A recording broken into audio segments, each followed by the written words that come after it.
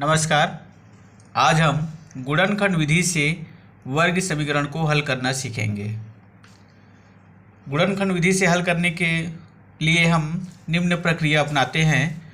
दिए गए समीकरण ax² प्लस bx धन c बराबर 0 में यदि x² के गुणांक ऋणात्मक है तो उसको हमेशा धनात्मक बनाते हैं।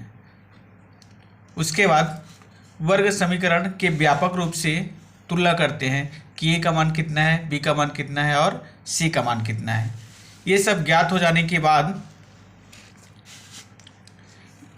a और c के मान को गुणा करते हैं और जो गुणनफल प्राप्त होता है उसे गुणनखंड के रूप में लिखकर ऐसा गुणनखंड ज्ञात करते हैं जिसको गुणा करने पर ac का मान प्राप्त हो और जोड़ने पर b का मान प्राप्त हो। तात्पर्य यह है कि a और c को हम गुणा करेंगे तो जो गुणनफल प्राप्त होगा उसका फिर हम गुणनखंड निकालेंगे और उस गुणनखंड को गुणा करने पर ac प्राप्त हो और उसी गुणनखंड को जोड़ने पर b का मान प्राप्त हो। आइए एक उदाहरण से देखते हैं इसको।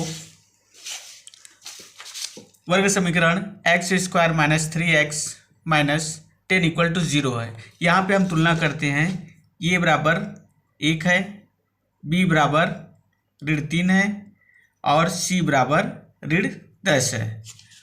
तो सबसे पहला काम होता है a और c को गुणा करना, a इंटू c। तो यहाँ a का मान है 1 है और c का मान ऋण 10 है। तो दोनों को गुणा करने पर पहले चिन्हों का गुणा होता है, धन गुणित ऋण, तो ये ऋण हुआ, 10 एकम 10 हुआ। इस तरीके से हमें गुणनफल 10 प्राप्त हुआ है। इसका गुणनखंड ज्ञात करेंगे। तो इसका गुणनखंड है 2 गुणित 5 बराबर 10 और 1 गुणित 10 बराबर 10। तो इसमें हम 2 गुणित 5 बराबर 10 को लेंगे क्योंकि ये जोड़ने घटाने पर हमें b का मान प्राप्त मिलना चाहिए और गुणा करने पर ac का मान प्राप्त होना चाहिए। अब चिन्हों को ध्यान देखते हैं। ac को गुणा करने पर हमें ऋणात्मक मिल रहा है और b का मान भी ऋणात्मक है। तो हम जो गुणनखंड खोजेंगे वो एक संख्या एक ऋणात्मक में होगा और एक धनात्मक में, क्योंकि ऋण गुणित धन करेंगे गुणा में तो ये हमेशा ऋण मिलेगा। और यहाँ पे देखिए b ऋणात्मक है तो इसका तात्पर्य है जो बड़ा होगा वो ऋणात्मक में होगा और जो छोटा होगा, जो बड़ा होगा वो ऋणात्मक में होगा और जो छोटा होगा वो धनात्मक में होगा। तो यहाँ हमने तोड़े हैं 5 और 2 में, तो ऋण 5 लेंगे और छोटा को हम 2 लेंगे। इसको हल करने पर हमको b का मान प्राप्त होता है। अब देखिए ऋण 5 गुणित 2 करेंगे तो ऋण 10 प्राप्त हो रहा है, अन्य को जोड़ने पर हमें b का मान मिल रहा है। तो b की जगह हम ऋण 5 धन 2 मान रखेंगे। समीकरण में जाते हैं, x² ऋण, अब ऋण 3x की जगह हम ऋण 5x धन 2x ऋण 10 बराबर 0 रख देते हैं।